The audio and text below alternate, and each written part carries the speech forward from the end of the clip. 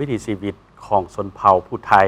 ซึ่งเป็นชนเผ่าหนึ่งของลาวเฮาที่มีขนบธรรมเนียมเป็นเอกลักษณ์ของตนซึ่งติดตามได้ในคอลัมน์วัฒนธรรมและการท่องเที่ยว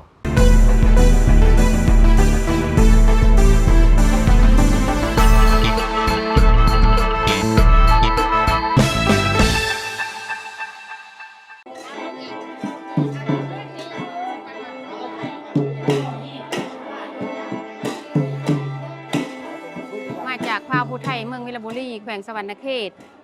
ผู้ไทยเมืองวังอ่างคำและกับผู้ไทยเขตนายมและผู้ไทยอัศพร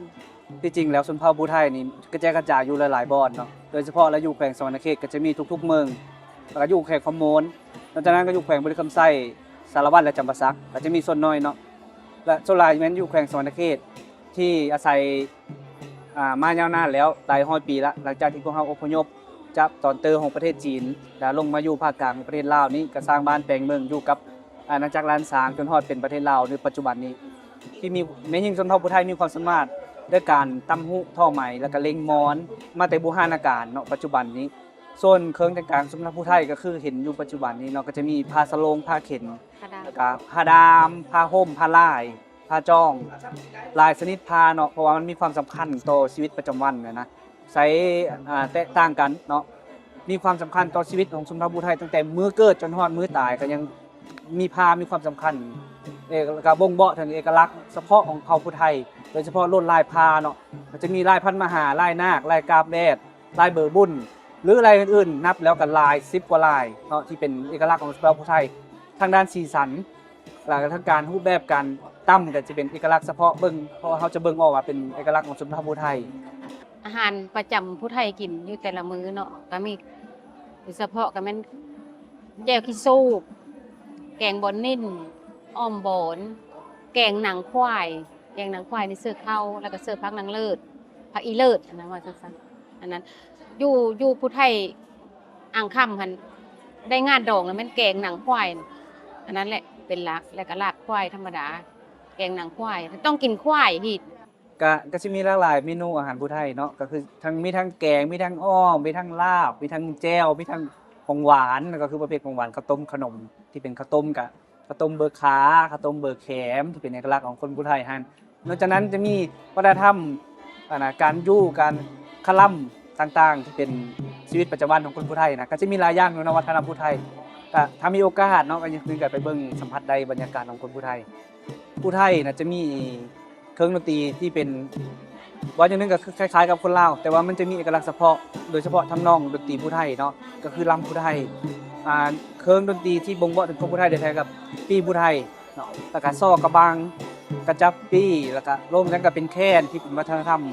โรมของชาวลาวนะแล้วก็เป็นกองเป็นซิ่งเป็นซาบเป็นมีและอย่างนึงก็คือกองอีตุมกองติวหรือว่าตีกองตุมคือได้แสดงได้ผ่านไปเนาะก็คือเวลามีบุญมีงานนะผู้ไทยจะเอากองตุมมาตีโคมสามัคคีเดียวเนาะก็คือมีเป้าสะไนเฮาควายฮั่นมีกองตุมกองห่างผักฮาดมีซิ่งมีซาบอะไรเป็นเอกลักษณ์เวลาบุญงานผู้ไทยเราจะมีตัวนั้นโลดเนาะที่เป็นเอกลักษณ์เฉพาะเลยเพิ่นผู้ไทยนั้นก็จะมีเอกลักษณ์เฉพาะโดยเฉพาะแล้วการวิธีการจัดวางเนาะโดยเฉพาะเพิ่นใหญ่หรือเพิ่นโหลงเนาะในห้องนะหรือเพิ่นนอนก็จะมีโกงเพิ่นมีห้องแล้วทั้งมีเซ่หรือว่าเกยเพิ่นแยกออกมาเนาะเราจะมีเล้าเข้าแล้วมีเพิ่นโคเฉพาะเนาะและเอกลักษณ์อีกอย่างนึงก็คือผู้ไทยจะเอ็ดอยู่2โจหรือ2หลังคาก็คือห้างลิ้นหรือห้างจะโลภาษาผู้ไทยเนาะก็คือลอดกลางเพิ่นนั่นจะเป็นอาจจะเป็นเอกลักษณ์ผู้ไทยอย่างนึงและโดยเฉพาะแล้วสมัยก่อนอันนี้ยกตัวอย่างเนาะว่าพาคนที่มีฐานะนะอยู่ข้างทางเฮินจะเอ็ดโหเสาหัวช้างก็คือการซับลิงลายเสื้อแล้วก็มาประดับประตูบ้องเนาะหรือว่าปงเอ็มเนาะก็จะเวลาที่เพิ่นจะ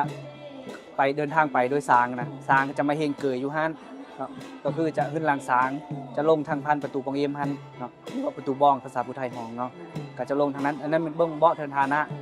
ของการอยู่เฮินผู้ไทยมันจะมีเอกลักษณ์เฉพาะแบบนั้นเนาะเจ้าก็ขอฝากถึงรุ่น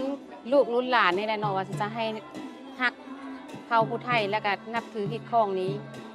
จังหันกระเซินโซนเอาบรรดาเผ่าต่างๆนะก็ให้ฮู้ว่าจะให้ถึงว่าผู้ไทยนี่เป็นความสำคัญมีความสำคัญแท้ ในการนุ่งถือนี่ก็แม่นทอดให้รุ่นลูกรุ่นหลานสืบทอดตั้มฮูกพ่อใหม่ ขอเพิ่มเติมเนาะขอเสริมว่าเรื่องอยากฝากถึงคนรุ่นใหม่โดยเฉพาะและทั้งผู้ไทยแล้วก็คนลาวหรือกลุ่มอื่นๆเผ่าอื่นๆเนาะกับปัจจุบันนี้ผู้ไทยเฮานี่มันเน้นเอกลักษณ์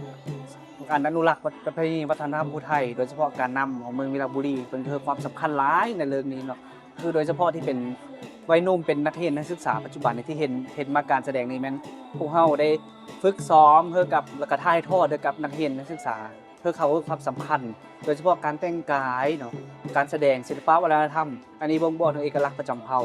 มีเฮือลืมเนาะไปอยู่ศิลปะมีเฮือลืมความว่าเป็นผู้ไทย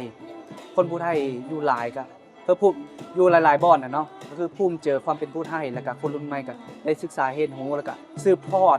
มูลเสือวัฒนธรรมอันนี้งามของผู้ไทยนี้ไว้ มันเป็นสิ่งที่บ่งบอกถึงศาสตร์กำเนิดของเฮาเนาะก็คือถึงแม้จะก้าวหน้าสำเร็จแต่เฮาก็มีลืมตัวตนความเป็นผู้ไทยของเฮา